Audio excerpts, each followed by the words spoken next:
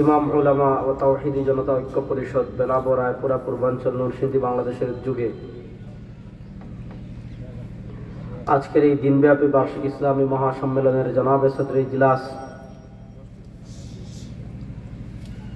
আমার উস্তাদ তুল্য শ্রদ্ধাভাজন, আমি যখন তালেবুল ইলম ছিলাম, ছাত্র ছিলাম, তখন হুজুরের বয়ান শুনতাম বিভিন্ন জায়গায় গিয়ে। এখন আমাকে যিনি অনেক স্নেহ করেন, মাওলানা মুফতি আনোয়ার হোসেন চিশতি হাফিজাহুল্লাহ, আল্লাহ হযরতকে সুস্থতার সাথে দীর্ঘ নেক কর্মমুখর হায়াত দান করুন। আমিন। আরো দিগার উলামায়ে কেরাম, এখানে ওয়াজ করা আসলে কষ্ট। এত এত উলামায়ে কেরাম যদি থাকেন, চিশতি সাহেব হুজুর পাশে বসা একটু কঠিন। অন্যান্য জায়গায় ওয়াজ করা সহজ। উনি না থাকলে ভালো ছিল, কিন্তু মহব্বত করে সাথে চলে এসে পাশে বসে গেছে।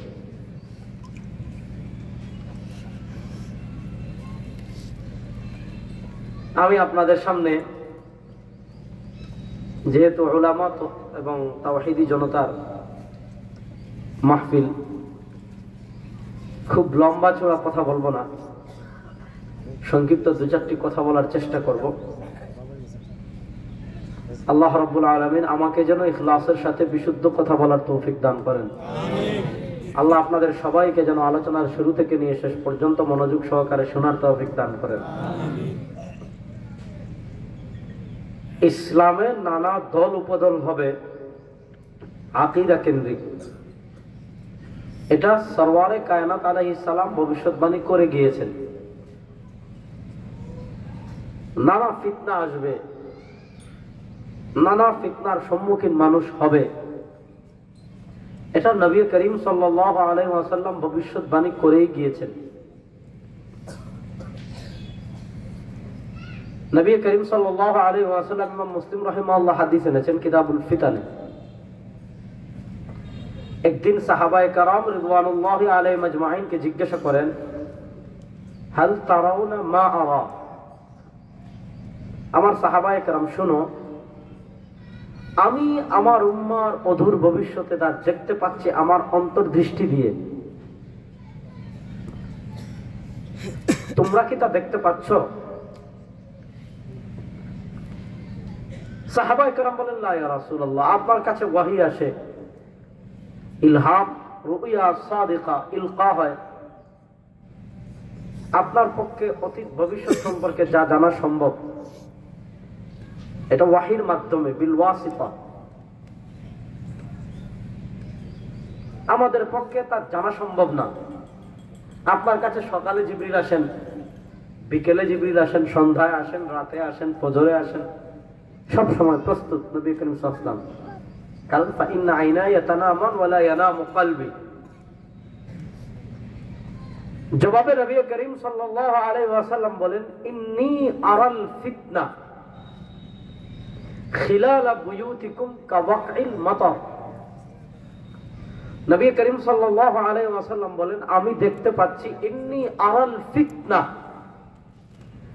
আমি ফিতনা দেখতে পাচ্ছি, ফিতনা খিলালা বুয়ুতিকুম, প্রত্যেকের ঘরে ঘরে, আমার উম্মার প্রত্যেক সদস্যের ঘরে ঘরে ঘরে ঘরে ঘরে ঘরে আমি ফিতনা দেখতে পাচ্ছি, কাওয়াকিল মাতার, বৃষ্টির মতো।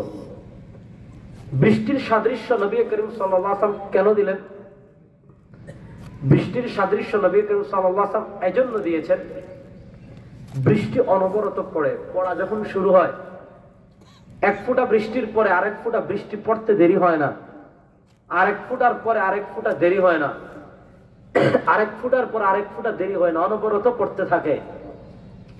নবী করিম সাল্লাল্লাহু আলাইহি ওয়াসাল্লাম বুঝিয়েছেন, আমার উম্মার উপর ফিতনা আসবে বৃষ্টির ফোঁটার মতো।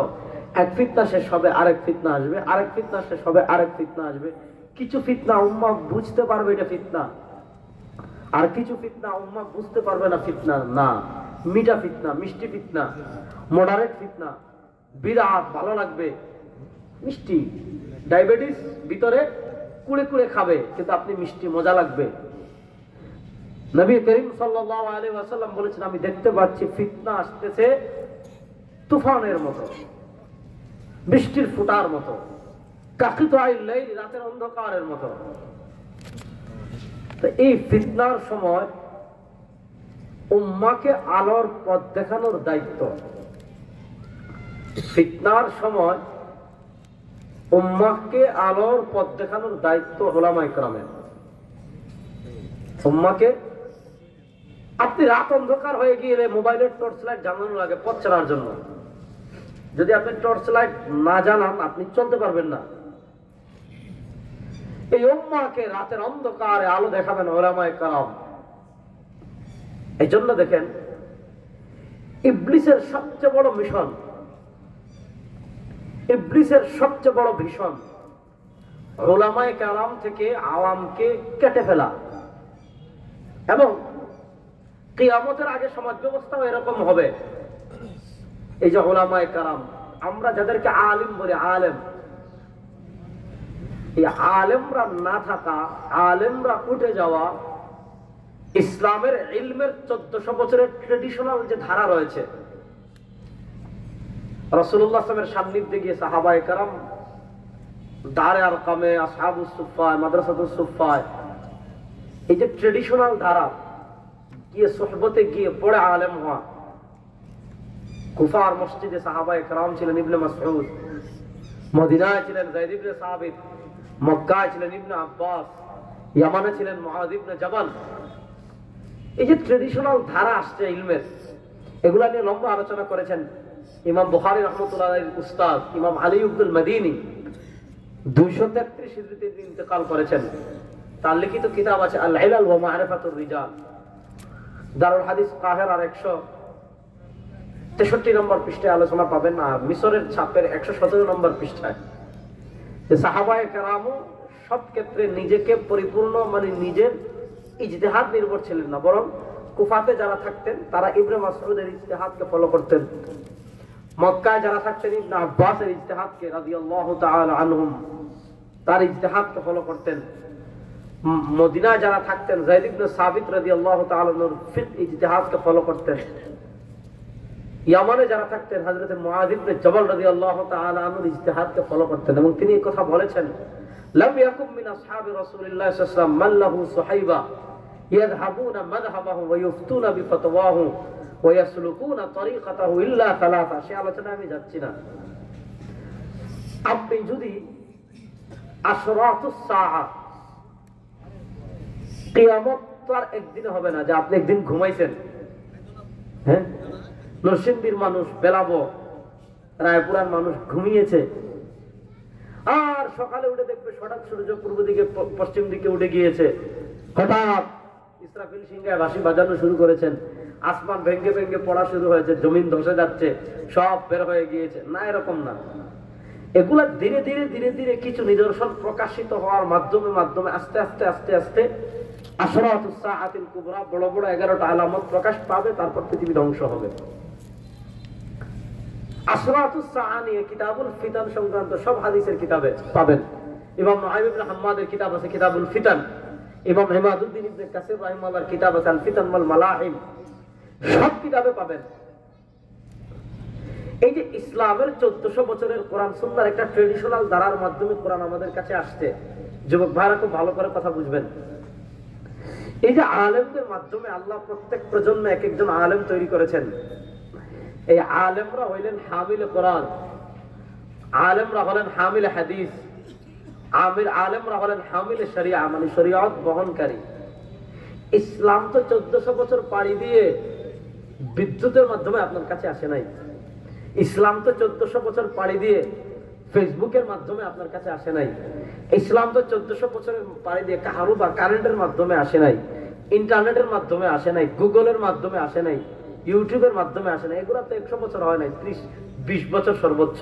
তাহলে প্রশ্ন হলো, কোরআন তো আল-ইয়াউমা আকমালতু লাকুম দীনাকুম আজ থেকে 1435 বছর আগে সরওয়ারে কায়নাত আলাইহিস সালাম দুনিয়ার সফর শেষ করেছেন 11 হিজরিতে, আর আপনি শরীয়ত পেয়েছেন 1445 হিজরি, আজকে 1 শাবান। 1445 হিজরির 1 শাবানে আপনি কোরআন পেয়েছেন। চিশতি সাহেবের তাফসীর শুনতেছেন, চিশতি সাহেবের দর্শে বসে তার হাদিস শুনতেছেন, তাজকিয়া পেয়েছেন, তিলাওয়াতে কোরআন পেয়েছেন, ইউআল্লিমুহুমুল কিতাব ওয়াল হিকমা, দ্বীনের তাফসীর পেয়েছেন। প্রশ্ন হলো কোরআন 1400 বছর পাড়ি দিয়ে কেমনে আসলো? ইউটিউবের মাধ্যমে না, ফেসবুকের মাধ্যমে না, হাদিস 1400 বছর পাড়ি দিয়ে আপনার কাছে আসলো কেমনে? ইয়াহমিলু হাযাল ইলমা মিন কুল্লি খালাফিন উদুলু। আল্লাহ রাব্বুল আলামিন প্রত্যেক যুগে একদল ন্যায়পরায়ণ উলামায়ে কেরাম তৈরি করেন। এদেরকে টাকা দিয়ে কিনতে পারবেন না, এদেরকে জুলুম করে থামাতে পারবেন না, এদেরকে অত্যাচার করে থামাতে পারবেন না, এদেরকে বন্দী করে থামাতে পারবেন না। তাদের উপর জুলুম করবেন, অত্যাচার করবেন, জেলবন্দী করে রাখবেন, হকের পথ থেকে তাদেরকে বিচ্যুত করতে পারবেন না। ইমাম আহমদ ইবনে হাম্বল, ইমাম আযম আবু হানিফা, আপনি প্রত্যেক যুগে যুগে দেখেন, আপনি সাম্প্রতিক সময় থেকে নিয়ে পূর্ববর্তী আমাদের আগের প্রজন্মে যান, আপনি পাবেন শাইখুল ইসলাম, শাইখুল আরবি ওয়াল আজম সৈয়দ হাসান আহমদ মাদানীকে, আপনি পাবেন তার উস্তাদ শাইখুল মাহমুদ হাসান দেওবন্দীকে, আপনি পাবেন তার উস্তাদ হুজ্জাতুল ইসলাম কাসিম নানতবিকে, আপনি পাবেন ফকিহুন নাস রশিদ আহমদ গাঙ্গুহিকে, আপনারা পাবেন তাদের শেখ সৈয়দুত তায়েফা হাজী ইমদাদুল্লাহ মুহাজির মক্কিকে, আপনারা পাবেন তাদের শেখ সৈয়দ আহমদ শহীদ বেরলভীকে, আপনারা পাবেন তাদের শেখ শাহ আব্দুল আজিজ মুহাদ্দিস দেহলভীকে। আল্লাহ রাব্বুল আলামিন প্রত্যেক যুগে যুগে যুগে যুগে যুগে যুগে যুগে একদল আলেম তৈরি করেন। এরা দুনিয়ার সবকিছু বাদ দিয়ে কোরআনকে তাদের কাঁধে বহন করেন, শরীয়তকে তাদের কাঁধে বহন করেন, ইসলামকে তাদের কাঁধে বহন করেন, হাদিস মারিফাত তাজকিয়াকে তাদের কাঁধে বহন করে তাদের পরবর্তী প্রজন্মের কাছে পৌঁছে দেন। তাদের পরবর্তী প্রজন্মের কাছে কি করেন? পৌঁছে দেন। এবার বুঝেন, কিতাবুল ফিতান সংক্রান্ত সব হাদিসের কিতাবাদিতে বুখারীতেও পাবেন। এটা একাধিক লফজে হাদিস আসছে। নবী করিম সাল্লাল্লাহু আলাইহি ওয়াসাল্লাম বলেন, লা তাকুমুস সাআহ, আমার উম্মত শোনো, দুনিয়াতে কিয়ামত হবে না, পৃথিবী ধ্বংস হবে না। বললাম না ধীরে ধীরে এগিয়ে যাবে। এটা শুরু হবে কেমনে? নবী করিম সাল্লাল্লাহু আলাইহি ওয়াসাল্লাম বলেন, লা তাকুমুস সাআহ, পৃথিবী ধ্বংস হবে না, কিয়ামত হবে না, হাত্তা তুরফাআল ইলম। এই যে 1400 বছর একটা ট্রেডিশনাল ধারার মাধ্যমে আল্লাহ আপনার কাছে কোরআন পৌঁছালেন, কোরআনের ইলম পৌঁছালেন, হাদিসের ইলম পৌঁছালেন। নবী করিম সাল্লাল্লাহু আলাইহি ওয়াসাল্লাম বলেন, এই ইলমে দ্বীন যতক্ষণ পর্যন্ত না উঠবে ততদিন কিয়ামত হবে না, যতদিন দুনিয়াতে থাকবে ততদিন কিয়ামত হবে না, যখন উঠে যাবে কিয়ামত হয়ে যাবে। এবার প্রথম বুঝেন, ইলম যারা অর্জন করে এই কেমনে উঠবে? ইমাম বুখারী রাহমাতুল্লাহ আলাইহি তা পরিচ্ছেদ প্রতিষ্ঠা করেছেন বুখারীর কিতাবুল ইলমে, বাবুন কাইফা ইউকবাজুল ইলম। যে নবী করিম সাল্লাল্লাহু আলাইহি ওয়াসাল্লাম বলেছেন, কিয়ামতের আলামতের একটা আলামত আন তুরফাআল ইলম, ইন্না মিন আশরাতিস সাআ তাকসুরাজ জালাজিল। নবী করিম সাল্লাল্লাহু আলাইহি ওয়াসাল্লাম বলেন, কিয়ামতের মৌলিক আলামতের একটা আলামত ভূমিকম্প বেড়ে যাবে, আরেকটা আলামত পৃথিবী থেকে তুরফাআল ইলম, ইলমে দ্বীন উঠিয়ে নেওয়া হবে। কেমনে উঠাবে? ইমাম বুখারী রাহমাতুল্লাহ আলাইহি কিতাবুল ইলমে পরিচ্ছেদ প্রতিষ্ঠা করেছেন, বাবুন কাইফা ইউকবাজুল ইলম, বাবুন কাইফা ইউকবাজুল ইলম। যে এত এত বই পাওয়া যায়, বাংলা বাজার গেলে আপনার মাথা খারাপ হয়ে যাবে, এত এত বই। ইসলামিক টাওয়ারে ঢুকলে লাখ লাখ টাকার কিতাব কিনলে বোঝা যায় কিচ্ছু না, এত কোটি কোটি কোটি টাকার কিতাব আছে দুনিয়ায়। তাফসীরের শত শত কিতাব, আকীদার শত শত কিতাব, ফিকহে মুকাররার শত শত কিতাব, ফিকহে মুদাল্লালের শত শত কিতাব। ইসলামের এমন কোন দিক নাই যে দিকের উপর শত শত বই নাই। তাহলে এত বই থাকতে, এত আর্টিকেল থাকতে, ফেসবুকে এত লেকচার থাকতে, ইউটিউবে এত লেকচার থাকতে, এত এত এত এত বড় বড় ওয়েবসাইট থাকতে, দুনিয়া থেকে আবার ইলমে দ্বীন কেমনে উঠবে? যে কেউ পড়লে তো সে আলেম হয়ে যাবে। পয়েন্টটা বুঝেন। নবী করিম সাল্লাল্লাহু আলাইহি ওয়াসাল্লাম কেমনে ইলম উঠবে হাদিসে এটাও বলেছেন, ইন্নাল্লাহা লা ইয়ানতাজিউল ইলমা ইনতিজাআনহি। আল্লাহ আলেমদের বক্ষ থেকে হেঁচকা টান দিয়ে ইলম উঠাবেন না। চিশতি সাহেব রাত্রে ঘুমাইছে, মোবাইল ঘুমানোর আগে আপনি যদি ফরম্যাট দেন ওটা দেখবেন কিচ্ছু নাই। মোবাইল যদি আপডেট দেন ওটা দেখবেন সব নতুন হয়ে গিয়েছে, কিচ্ছু নাই, সব ডিলিট হয়ে গেছে। এরকম ভাবে চিশতি সাহেব রাত্রে ঘুমাবে আর ঘুম থেকে উঠে দেখবে এতদিন যা পড়ে আসছি পাকিস্তান, বাংলাদেশ, ভারত, সারা দুনিয়া ঘুরে যা কামাইছি, ফজরের সময় উঠে দেখবে যে ইলমের সফটওয়্যার পুরো ডিলিট, কিচ্ছু মনে নাই। খালি আসমান দেখলে আসমানের কথা মনে হয়, আর জমিনে কদু দেখলে কদু চিনেন, পানি চিনে, আর কিচ্ছু চিনে না। আল্লাহ এইভাবে ঘুম থেকে উঠবে আর ইলিম আল্লাহ টান দিয়ে বের করে ফেলবে না, এরকম না। ইলিম বুকে থাকবে কিন্তু উঠাবে কেমনে? وإنما ينتزع العلم بقبض العلماء وإنما ينتزع العلم بقبض العلماء الله رب العزة والجلال الله أرحم الراحمين দুনিয়া থেকে কোরআনের ইলম উঠাবেন কেমনে? আল্লাহ দুনিয়া থেকে হাদিসের ইলম উঠাবেন কেমনে? সরওয়ারে কায়নাত আলাইহিস সালাম বলেন وإنما ينتزع العلم بقبض العلماء আল্লাহ দুনিয়া থেকে ইলমে দিন উঠিয়ে নেবেন আলেমদেরকে উঠিয়ে নেওয়ার মাধ্যমে। আল্লাহ কোরআন হাদিসের গভীর পাণ্ডিত্য যারা রাখেন, আমরা যখন ছোট ছিলাম কত আলেম ছিলেন, বড় বড় আলেম, আজকে দেখেন খালি হয়ে যাচ্ছে, এই গুটি কয়েক আছেন। করোনার সময় অর্ধেক খালি হয়ে গেছে। হ্যাঁ, আমি যেটা বুঝাতে চাচ্ছি, এখন আপনি রশ্মি হুজুর পাবেন, বিশাল বিশাল পাগড়ি, মুফতির অভাব নাই, হুজুর আমার চেয়ে ভালো বলতে পারবেন, আমরা তো ওনাদের ছাত্র সমান। বাংলাদেশ এমন বহু মুফতি আছে, ফতোয়ায় স্বামী খুলে দিলে পড়তে পারবে না, আছে না নাই? এই সমস্ত মুফতি থাকা না থাকা দুনিয়া নির্ভর করে না, প্রকৃত কিতাবী আলেম যারা এবং উস্তাদের সান্নিধ্যে দীর্ঘদিন তামরিন করে। ইবনে আবিদিন স্বামী তো লিখেছেন লা ইয়াজুজুল ইফতা, ওই ব্যক্তির জন্য ফতোয়া দেওয়া জায়েজ নাই, লিমান লাম ইয়াতাআল্লামিল ফিকহ লাদাই আসাতিযাতিন মাহারা, যে ব্যক্তি অভিজ্ঞ উস্তাদের সান্নিধ্যে থেকে, এই যে জারওয়ালি খানের কাছে পড়ে আসছেন, তো আপনারা ওনারেও চিনবেন না, যাক চিনা দরকার নাই, নামটা তো শুনছেন, নাম চিনাই অনেক কিছু। وإنما ينتزع العلم بقبض العلماء, আল্লাহ দুনিয়া থেকে ইলমে দিন উঠাবেন আলেমদেরকে উঠিয়ে নেওয়ার মাধ্যমে। এবার একটা জিনিস বুঝেন, আলেম কারা? এই পেজটা ভাঙানোর জন্য আমি এত লম্বা ভূমিকা দিচ্ছি, হুজুর আমি ভুল বললে ইসলাম করবেন।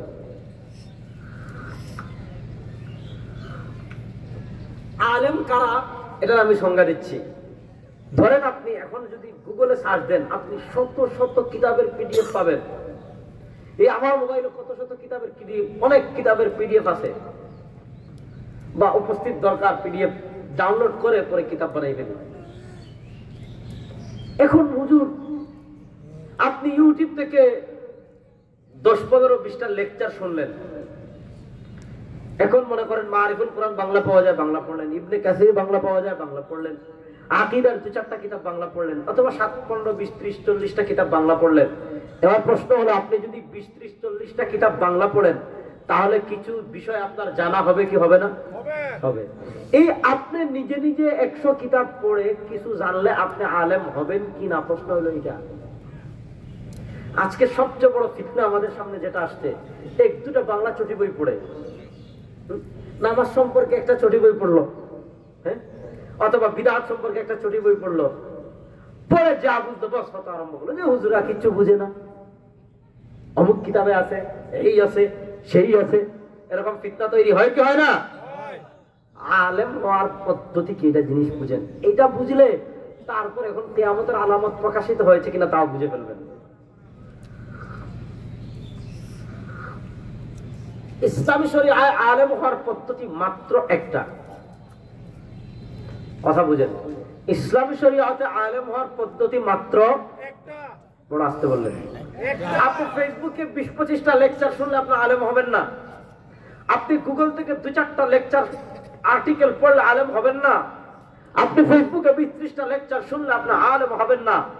আপনার কিছু মালুমাত জাস্ট হবে, আপনার কিছু জানা হবে, এটাকে ইলমও বলে না, এটাকে জানার কারণে আপনি আলেমও হবেন না। প্রশ্ন হলো আলেম কেমনে হবেন? এখানে যদি আমি আমাদের আকাবিরদের রেফারেন্স দেই, আপনি নাও মানতে পারেন, আমি যদি হানাফি মাযহাবের রেফারেন্স দেই, আপনি নাও মানতে পারেন।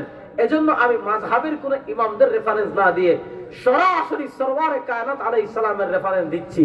1 নম্বর সুনানুদ দারমিতে ইমাম দারমি রাহমাতুল্লাহ আলাইহি মারফু হাদিস উল্লেখ করেছেন, সরাসরি নবী করিম সাল্লাল্লাহু আলাইহি ওয়াসাল্লামের কথা উল্লেখ করেছেন। আর যদি আপনি বুখারী শরীফে যান, বুখারীর কিতাবুল ইলমের তরজমাতুল বাবে তালিক সূত্রে ইমাম বুখারী রাহমাতুল্লাহ আলাইহি ইবনে আব্বাসের বক্তব্য উল্লেখ করেছেন। ইমাম বুখারী রাহমাতুল্লাহ দাদা উস্তাদ ইমাম আবু বকর ইবনে আবি শাইবা রাহমাতুল্লাহ আলাইহি 235 হিজরিতে ইন্তেকাল করেছেন। তার লিখিত মুসান্নাফ ইবনে আবি শাইবা ইমাম আবু বকর ইবনে আবি শাইবা রাহিমাহুল্লাহ উল্লেখ করেছেন। কি উল্লেখ করেছেন? নবী করিম সাল্লাল্লাহু আলাইহি ওয়াসাল্লাম বলেন, মাইয়ুরিদিল্লাহু বিহি খায়রা, আল্লাহ রাব্বুল আলামিন যার ভালো চান, আল্লাহ রাব্বুল আলামিন যার কল্যাণ চান, মাইয়ুরিদিল্লাহু বিহি খায়রা, আল্লাহ রাব্বুল ইজ্জত ওয়াল জালাল যার ভালো চান, আল্লাহ রাব্বুল আলামিন যার কল্যাণ চান, ইউফাক্কিহু ফিদ্দীন, আল্লাহ যার ভালো চান, আল্লাহ যার কল্যাণ চান, তাকে দ্বীনের ইলম দান করেন, তাকে দ্বীনের ফিকহ দান করেন, তাকে দ্বীনের সমঝ দান করেন, তাকে দ্বীনের বোঝ দান করেন। প্রশ্ন হলো, আল্লাহ দ্বীনের ইলম কেমনে দান করবেন? শাহজালালের মাজারে গিয়ে মোমবাতি জ্বালাইলেন, বৈরবের খড়ম বাবা, লুংটা বাবা, বদনা বাবা, ওই কেল্লাসা বাবা মাজারে গিয়ে খেদমতে পড়ে রইলেন, লাল সুতা বাঁধলেন, আগরবাতি জ্বালাইলেন, মোমবাতি জ্বালাইলেন, মাজার তুই পানি খাইলেন, পীরে গোসল করে পানি খাইলেন। এই সমস্ত ভণ্ডামি আমাদের দেশে চলে না? চাঁদপুরে এক পীর দেখছি, ওই পীর সাপ লেংটা থাকে সারা বছর,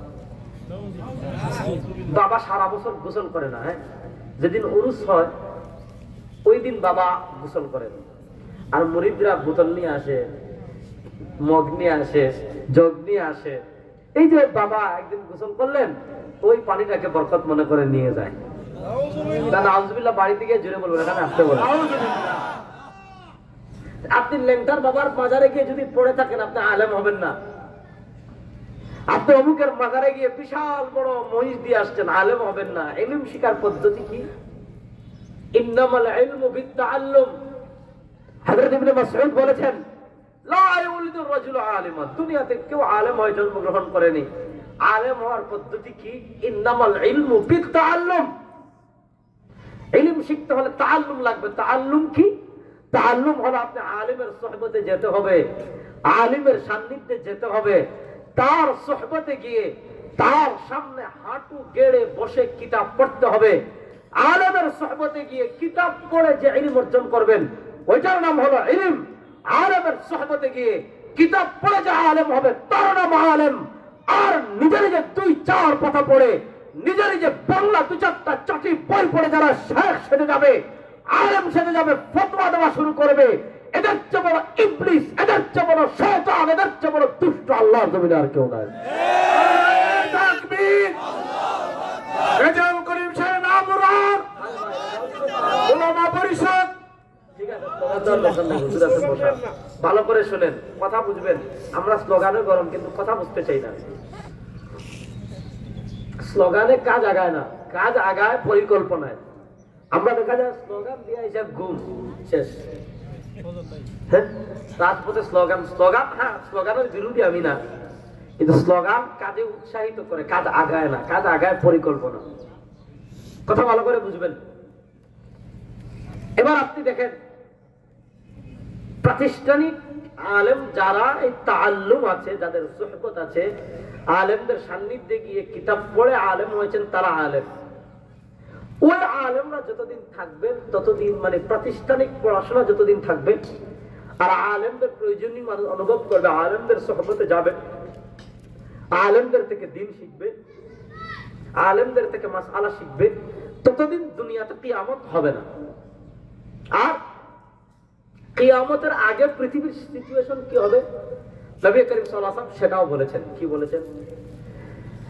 ইন্নাল্লাহা লা ইয়ানতাজিউল ইলমা ইনতিজাআনহি। আল্লাহ রাব্বুল আলামিন মানুষের পক্ষ থেকে হেঁচকা টান দিয়ে ইলম উঠাবেন না।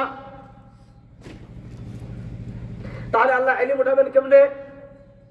ওয়া ইন্নামা ইয়ানতাজিউল ইলমা বিকবজিল উলামা। আল্লাহ মানুষের পক্ষ থেকে ইলম উঠাবেন আলেমদেরকে উঠিয়ে নেওয়ার মাধ্যমে। যখন আল্লাহ আলেমদেরকে উঠিয়ে নেবেন, আল্লাহ আলেমদেরকে উঠিয়ে নেওয়ার পর সাধারণ মানুষের অবস্থা কি হবে? সাধারণ মানুষদের সমাজের অবস্থা কি হবে? নবী করিম সাল্লাল্লাহু আলাইহি ওয়াসাল্লাম বলেন, ফাত্তাহাদান নাস রুউসান জুহালা। নবী করিম সাল্লাল্লাহু আলাইহি ওয়াসাল্লাম বলেন, ফাত্তাহাদান নাস রুউসান জুহালা ফাসআলু ফাফতা বিগাইরি ইলমিন ফাদাল্লু আদাল্লু। মানুষ শায়েখ বাবারে, লেংটা বাবারে, তালা বাবারে, খেতা বাবারে কোরআন শরীফ পড়তে পারে না, আওলাদে রাসূল, পিরানে পীর, দস্তগীর, পুরো পাপ হয়ে বাপ। অথচ আপনি কোরআন শরীফ খুলে দেখেন এক পৃষ্ঠা পড়তেও পারে না, ফাত্তাখাযান নাস রুউসান জুহালা। আপনি হাদিস পড়া দূরের কথা, হাদিস বুঝা দূরের কথা, জারহ তা'দিল বুঝা দূরের কথা, আসমাউ রিজাল বুঝা দূরের কথা, মারাতিবুল জারহি ওয়া তা'দিল বুঝা দূরের কথা, মারাতিবুল রিজাল পড়া দূরের কথা, আপনি হাদিস সংক্রান্ত ইলান বুঝা দূরের কথা, তাফসীর তাফসীর বুঝা দূরের কথা। আরে যে মূর্খ আরবি পড়তে পারে না, আপনি দেখেন আসমাউ রিজালের একটা কিতাব বাংলা নাই, জারহ তা'দিলের একটা কিতাব বাংলা নাই, ইলানুল হাদিসের একটা কিতাব বাংলা নাই, তাফসীর তাযীফের একটা কিতাব বাংলা নাই। আপনি একটা হাদিসকে তাফসীর তাযীফ করতে হলে প্রথম দিরাসাতুল আসানিদ করতে হবে। দিরাসাতুল আসানিদ করতে হলে আসমাউর রিজাল লাগবে, জারহ তা'দিল লাগবে, ইলানুল হাদিস লাগবে। ইলানুল হাদিসের একটা কিতাব বাংলা নাই, ইলানুল আলী ইবনুল মাদিনী বাংলা নাই, ইলানুল দারাকুতনি বাংলা নাই, আল ইলানুল কবির লিতিরমিজি বাংলা নাই, ইলানুল সগীর তিরমিজি বাংলা নাই, ইলানুল ইবনুল মাদিনী বাংলা নাই, আরো ইলানের যত কিতাব আছে বাংলা নাই। জারহ তা'দিলের একটা কিতাব বাংলা নাই, আসমাউর রিজালের একটা কিতাব বাংলা নাই। যে বলদে আরবি পড়তে পারে না, যে জাহিলে কোরআন আরবি বুঝা দূরের কথা, আরবি পড়া দূরের কথা, আরে যে জাহিল বলদের কোরআন খুলে দিলে একটা পৃষ্ঠা কোরআন পড়তে পারবে না, একটা লাইন কোরআন শুদ্ধ করে পড়তে পারবে না, সে বলে আমি আহলে হাদিস। আছে না নাই? আচ্ছা, সে যদি আহলুল হাদিস মানে কি বুঝছেন? আপনি আমাদের আব্দুল্লাহ আল মাসুদ ভাই একটা কিতাব লিখেছেন, আমার বন্ধু আব্দুল্লাহ আল মাসুদ ভাই একটা কিতাব লিখেছেন, সন্ধ্যার কিতাব, যুগে যুগে আহলে হাদিস। ইসলামের প্রথম 1400 বছর আহলুল হাদিস এটা কোনো দল ছিল না। আহলুল হাদিস এটা যেমন ডাক্তার একটা পেশার নাম, ইঞ্জিনিয়ার একটা পেশার নাম, পেশা। আহলুল হাদিস যারা হাদিস বর্ণনা করতেন, হাদিস তাফসীর তাযীফ করতেন, হাদিস জারহ তা'দিল করতেন, তাদেরকে আহলে হাদিস বলা হতো। আর আজকে যে আরবিও পড়তে পারে না, সে তো আহলে হাদিস হয়েছে আবার শায়েখ। হ্যাঁ, এখন তো বাংলাদেশের ছাগলের থেকে শায়েখের সংখ্যা বেশি। অবস্থা এমন হয়ে গিয়েছে যে আপনি ছাগল বলতে পারবেন যে এই গ্রামে তোরা ছাগল আছে, কিন্তু আপনি যদি রাজশাহীতে যান, চাঁপাইনবাবগঞ্জ যান, শায়েখ কয়জন আপনি গুলো শেষ করতে পারেন প্রত্যেক ঘরে ঘরে। যেমন আপনি যদি বিবাড়িয়ার কিছু অঞ্চল আছে, কুমিল্লার কিছু অঞ্চল আছে, প্রত্যেক ঘরে ঘরে ভিড়, প্রত্যেক ঘরে ঘরে মাজার। না আছে কোরআন, না আছে শরীয়ত, না বুঝে তাজকিয়া, না বুঝে তাসাউফ, না বুঝে কিছু, আর মানুষের ঈমান নরম করতেছে। দেখেন আগেকার যুগে নবী করিম সাল্লাল্লাহু আলাইহি ওয়াসাল্লাম সন্তান নবীদের উদাহরণ দেখেন, তারা বিপদে পড়লে আল্লাহর দিকে শরণাপন্ন হতেন। আর আমাদের বাংলাদেশে এখন এমন এমন হাইব্রিড পীর আছে, আপনি পিসাবরে গিয়ে বলবেন যে পিসাব আমি তো বিপদে পড়ে গেছি, পিসাব আপনার এই কথা বলবে না যে আল্লাহর কাছে দোয়া করো। পিসাব আপনাকে কি শিখাবে জানেন? শিখাবে আমার পুরুষে আগামী বছর একটা গরু মান্নত কর, এটা ছাগল মান্নত কর। আছে না নাই? এখন আপনি দেখেন সব দিক থেকে অধঃপতন। আপনি আমাদের পীর, দেশের পীরদের অবস্থা দেখেন। দেখেন আমি পীর মুরিদির বিরোধী না, আপনারা আমাকে ভুল বুঝেন না। আমি সঠিক তাসাউফ তাজকিয়া 1400 বছরের যে তাজকিয়ার যে সিলসিলা আসছে, সেই সিলসিলার বিরোধী আমি না, কিন্তু তাসাউফের নামে ভণ্ডামিকেও আমরা সমর্থন করি না। তাসাউফের নামে ভণ্ডামিকে আমরা সমর্থন করি। মানুষ মূর্খ লোককে শায়েখ বানাবে, মানুষ মূর্খ লোককে মুর্শিদ বানাবে, মানুষ মূর্খ লোককে অনুসরণ করবে, তার কাছে মাসালা জানতে চাইবে। ফাফতাউ বিগাইরি ইলমিন, তারা ইলম ছাড়া ফতোয়া দিবে। আরে ইলম কি? সে তো আরবি পড়তে পারে না, সে কি ফতোয়া দিবে? ইলম কি? সে তো কোরআন পড়তেই পারে না, কি ফতোয়া দিবে? ইলম কি? ইলমের সাথে সামান্য সম্পর্ক নাই, সে কি ফতোয়া দিবে? ইলম কি? সারা জীবনে কোন উস্তাদের সান্নিধ্যে সে যায় নাই, কোন উস্তাদের সান্নিধ্যে গিয়ে ফিকহ শিখে নাই, কোন উস্তাদের সান্নিধ্যে গিয়ে সে ফতোয়া শিখে নাই, কোন উস্তাদের সান্নিধ্যে গিয়ে সে কোরআন শিখে নাই, হাদিস শিখে নাই। মুখতালিফুল হাদিস আছে, আপনি বুঝেন। আপনি যদি উস্তাদের সান্নিধ্যে না যান, একটা ঘটনা বলি। ইমাম আবু ইউসুফ, এটা শেখ মোহাম্মদ আওয়ামা আসারুল হাদিস শরীফে লিখছেন, আজকে আমরা সোহবত ছাড়া পেকে যাই। আর এই যে মডার্ন চিন্তাটা আমাদের, দেখা যায় একজন সাধারণ মানুষ কিচ্ছু না, ইউটিউবে একটা বক্তব্য শুনছে 2 মিনিটে, না তারে চিনে, না তার কে মানে অতীত জানে, কিচ্ছু না। একজন আলেমের বক্তব্য শুনছে ইউটিউবে, তার চেহারাটা দেখতে ভালো, মেকআপ করে আসছে, মাথায় ঘুমটাও দেওয়া। এই যে রাসূলুল্লাহ সাল্লাল্লাহু আলাইহি ওয়াসাল্লাম, আমরা যতটুকু জানি হুজুর, আমি রাসূলুল্লাহ সাল্লাল্লাহু আলাইহি ওয়াসাল্লাম মাথায় পাগড়ি দিতেন, এরকম রুমাল দিয়ে ঘুমটা দেওয়া, আমি পাই না, আপনি পাইছেন? পাইলে আমারে জানাই। আপনার তাহকিকে নজরে পড়ছে নেবে ঘুমটা দেওয়ার রুমাল এমনি তো হারাম না দিতে পারেন, কিন্তু রাসূল সাল্লাল্লাহু আলাইহি ওয়াসাল্লাম দিয়েছেন এমন কিছু পাইছেন নজরে পাগড়ি তো আছে, মানে এরকম রুমাল দিয়ে ঘুমটা দেওয়া পাননি হুজুরে ভাই নাই। তাহলে বোঝা গেল মুশকিল আছে। আমি যেটা আপনাদেরকে বুঝাতে চাচ্ছি, এখন মাথায় ঘুমটাও দেওয়া, কি সুন্দর ইস্ত্রি করে এখানে ছোট করা। তাহলে আপনি 5-3 মিনিটের একটা লেকচার শুনলেন একটা, এখন আপনি নিজে যেই বেচারা বুখারী পড়তে পড়তে পড়তে পড়তে পড়তে পড়তে পড়াইতে পড়াইতে পড়াইতে পড়াইতে পড়াইতে পড়াইতে পড়াইতে পড়াইতে বুখারী শরীফ মুখস্থ করে ফেলছে, আপনি তার কাছে এসে বলতেছেন হুজুর আপনাদের নামাজ হচ্ছে না কেন? বুখারী শরীফে এটা আছে। ওরে বাপরে বাপ, আপনি এক বক্তব্য শুনে বুখারীটা বুঝে ফেললেন। অথচ দেখেন, সহজ করে আমি আপনাদেরকে বলি, ওই ঘটনা বলা, এই যে একটা মানে সমস্যা আমাদের ভিতর, একটা লেকচার শুনলে আমরা আলেমদের বলতে শুরু করি 1400 বছর থেকে ইসলামের এক ধারা, 1400 বছর থেকে একটা সিস্টেম আমরা আমল করে আসতেছি, নামাজ পড়ে আসতেছি। আপনি একটা লেকচার শুনলেন সব জাল হয়ে গেছে, এত সহজ করে করেছেন ইসলাম। এই যে সমস্যাটা, একটা বই পড়েই একটা লেকচার শুনেই মনে করেন সব আলেমরা ভুলের উপর আছে, মাশাআল্লাহ। আপনি এমন হাদিস বুঝছেন দুনিয়ার আর কেউ বুঝে নাই। কথাটা বুঝেন। ইমাম আবু ইউসুফ রাহিমাহুল্লাহ কাসারি রাহিমাহুল্লাহ তার জীবনী লিখেছেন হুসনুত তাকাজি ফি সিরাতিল ইমাম আবু ইউসুফ আল কাযী, যেটা ডক্টর হামজা আল বিকরি, বর্তমান আশআরী মাতুরিদি আকীদার অনেক জালিলুল কদর, অনেক বড় আলেম দুনিয়া, ডক্টর হামজা আল বিকরি, উনি তাহকিক তালিক করে ছাপিয়েছেন। এবং শেখ মুহাম্মদ আওয়ামা হাফিজাহুল্লাহ, আমার দাদা উস্তাদ, তিনি আসারুল হাদিস শরীফ অথবা আদাবুল ইখতিলাফে সম্ভবত ঘটনা এনেছেন। ইমাম আবু ইউসুফ রাহিমাহুল্লাহ, ইমাম আযম আবু হানিফা রাহিমাহুল্লাহর দরস হতো কুফায়। আল ফিকহু যারাহু ইবনে মাসউদ ওয়া আলকামা হাসাদুহু সুম্মা ইব্রাহিম দাওয়াস নু'মান তাহিনুহু ইয়াকুব আজিনুহু মুহাম্মাদুন খাবিজুন ওয়াল আকিলুন নাস। এই যে ফিকহ হানাফি, এটা শিকড় হলো ইবনে মাসউদ রাদিয়াল্লাহু তাআলা আনহু, কুফাতে তিনি এটার সূচনা করেছিলেন। হযরত ইমাম আযম আবু হানিফা রাহিমাহুল্লাহ কুফার মসজিদে পড়াতেন, তখন দর্শ হতো মসজিদে, কুফার মসজিদে না, ইলমের সবচেয়ে মানে তখন মদিনা থেকেও বেশি সাহাবী থাকতেন কুফায়।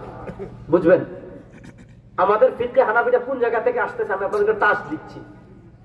তখন মদিনা থেকেও বেশি সাহাবী থাকতেন কুফায়।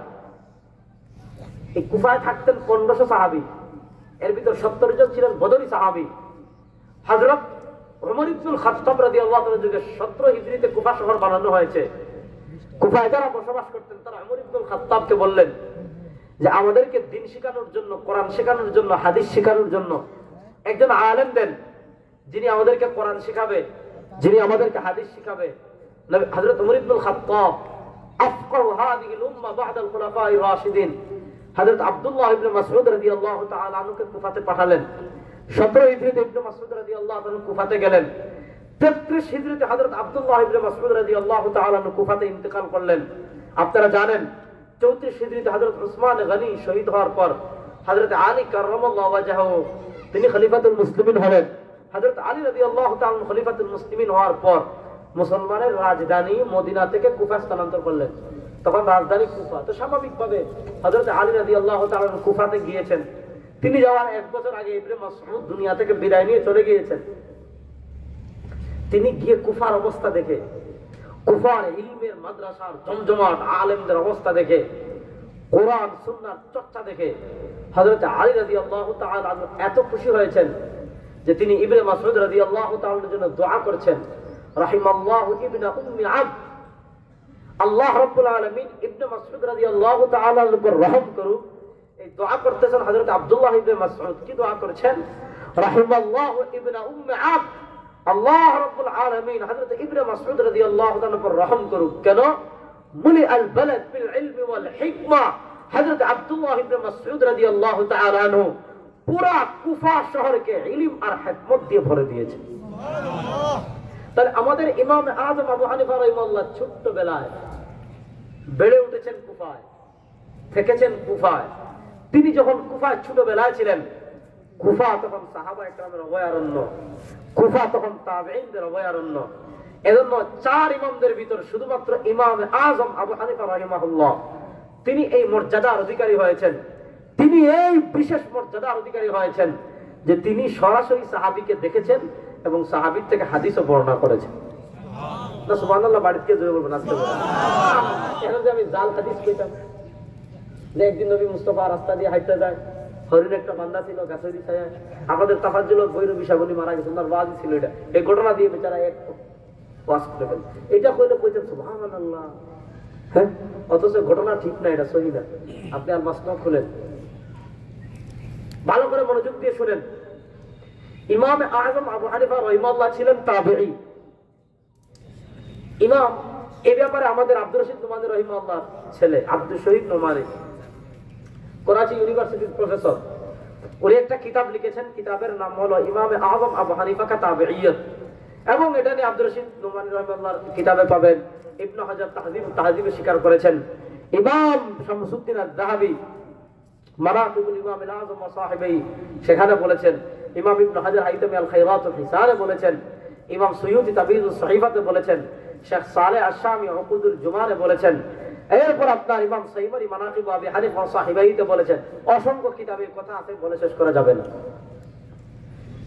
কুফায় যে মসজিদে ইবনে মাসউদ রাদিয়াল্লাহু তাআলা দর্শ দিতেন, তিনি ইন্তেকালের পর তিনি 33 হিজরিতে ইন্তেকাল করলেন, তার জায়গায় অধিষ্ঠিত হলেন আলকামা। আলকামা 62 হিজরিতে ইন্তেকাল করলে তার জায়গায় বসলেন ইব্রাহিম নাখাঈ। ইব্রাহিম নাখাঈ ইন্তেকাল করলে তার জায়গায় বসলেন হাম্মাদ ইবনে আবি সুলাইমান। আর হাম্মাদ ইবনে আবি সুলাইমান ইন্তেকাল করলে ওই চেয়ারে বসলেন ইমাম আযম আবু হানিফা।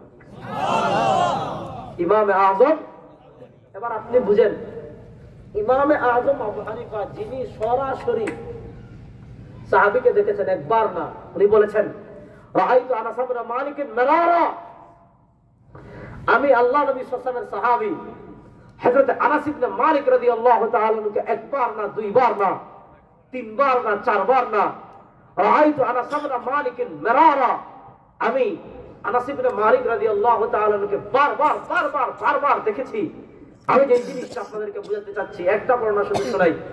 ইমাম আবু ইউসুফ তার কিতাবুল আসারে বর্ণনা করেছেন, ইমাম আযম আবু হানিফা রাহিমাহুল্লাহ বলেন, আমি একদিন আমার পিতার সাথে কুফার মসজিদে গেলাম, তখন আমি ছোট, দেখলাম লাল, এই যে আমাদের চিশতি সাহেব যেমন লাল খিজাব দাড়িতে লাগিয়ে আছে, এরকম এক বিশাল ব্যক্তি বসে আছেন মসজিদে, তার চারপাশে অসংখ্য মানুষ বসে মনোমুগ্ধের মতো তার বক্তব্য শুনছে। আমি আমার পিতাকে জিজ্ঞেস করলাম, মান হুয়া, কে তিনি, কি করতেছেন, হাদিস বর্ণনা করতেছেন, তিনি কে? আমার পিতা হাম্মাদ সাহাবী বললেন, আরে চিনো না, তিনি তো আল্লাহ নবীর সাহাবী আনাস ইবনে মালিক, তিনি হাদিস বর্ণনা করেছেন, সবাই তার হাদিস শুনতেছে। ইমাম আযম আবু হানিফা রাহিমাহুল্লাহ বললেন, আমার পিতা যখনই বললেন তিনি আনাস ইবনে মালিক সরওয়ারে কায়নাত আলাইহিস সালামের সাহাবী, এটা বলার সাথে সাথে আমার কান খাড়া হয়ে গেল।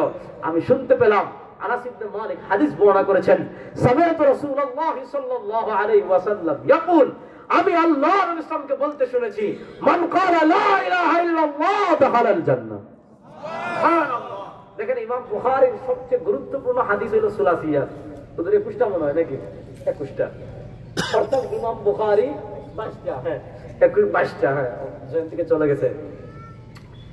ইমাম বুখারী মাত্র 3 জন রাবী, ইমাম বুখারী তার উস্তাদ তার থেকে নবী, মাত্র 3 সনদে তিনি নবী পর্যন্ত পৌঁছে গিয়েছেন। এটা ইমাম বুখারীর একটা বিশেষ মর্যাদাপূর্ণ হাদিস, যে সুলাসিয়াত বলে এটাকে হাদিসের পরিভাষা।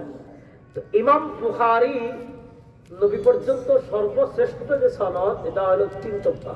আর আমাদের ইমামে আযম মাত্র একটা, ইমামে আযম আনাস ইবনে মালিক রাসূলুল্লাহ সাল্লাল্লাহু আলাইহি ওয়াসাল্লাম, তিনি একমাত্র একবার বা 2 সনদে নবী করিম সাল্লাল্লাহু আলাইহি ওয়াসাল্লাম থেকে হাদিস বর্ণনা করেছেন।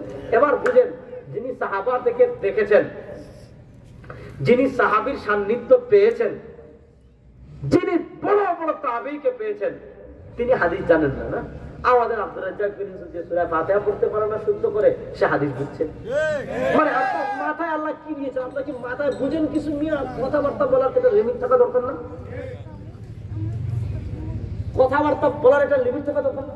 আমি ওই দিন এক জায়গায় বলছি, কি বলছি,